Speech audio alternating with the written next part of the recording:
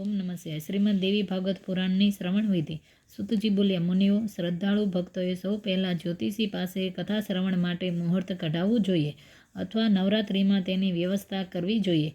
નવરાત્રિ વિના મુહૂર્તે કથા શ્રવણ કરવાનો શુભ સમય છે.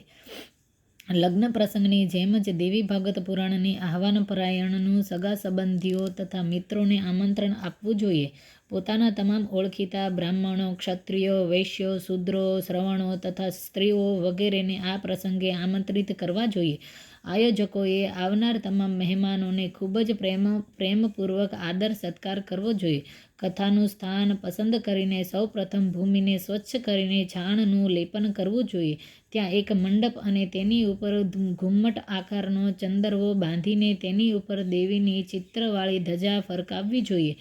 શાસ્ત્રજ્ઞ દેવી ભક્ત નિલોભી આચરવાના શંકાનું નિવારણ કરવામાં સમર્થ તથા કુશળ વક્તા એવા બ્રાહ્મણને આ કથા વાચન માટે આમંત્રિત કરવો જોઈએ.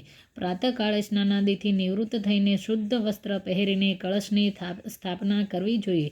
ગણેશ, નવગ્રહ, યોગિની, માતૃકા, ક્ષેત્રપાળ, બટુક, તુલસી, વિષ્ણુ તથા શંકર વગેરેની પૂજા કરીને ભગવતી જગદંબાની આરાધના કરવી જોઈએ. ષોડશોપચારથી દેવીની પ્રતિમાનું પૂજન અર્ચન કરીને દેવી ભાગવત પુરાણ ગ્રંથનું પૂજન કરવું જોઈએ અને મા ભગવતીને કથાની નિર્વિઘ્ન સમાપ્તિ માટે સહાયતા અને દયાની યાચના કરવી જોઈએ.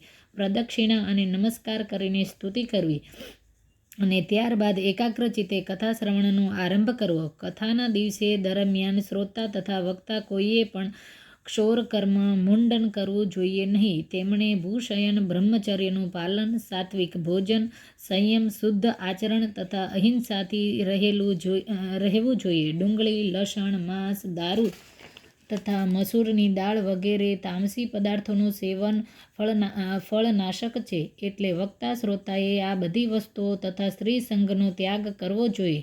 9મા દિવસે વ્રતનું ઉત્થાપન કરવું જોઈએ. આ દિવસે શ્રોતાએ ગ્રંથની તથા વક્તાની પૂજા કરવી જોઈએ. બ્રાહ્મણો તથા કુમારિકાઓને ભોજનથી તૃપ્ત કરવી જોઈએ. દેવી ભાગવત પુરાણના વક્તા બ્રાહ્મણને દાન દક્ષિણા આપી સંતુષ્ટ કરીને વિદાય આપવી જોઈએ. આ વિધિથી નિષ્કામ ભાવેથી દેવી ભાગવત પુરાણની પારાયણ કરનાર મોક્ષપદને અને સકામ ભાવથી પારાયણ કરનાર પોતાની તમામ ઈચ્છાઓને નિશ્ચિત રૂપે પ્રાપ્ત કરી લે છે.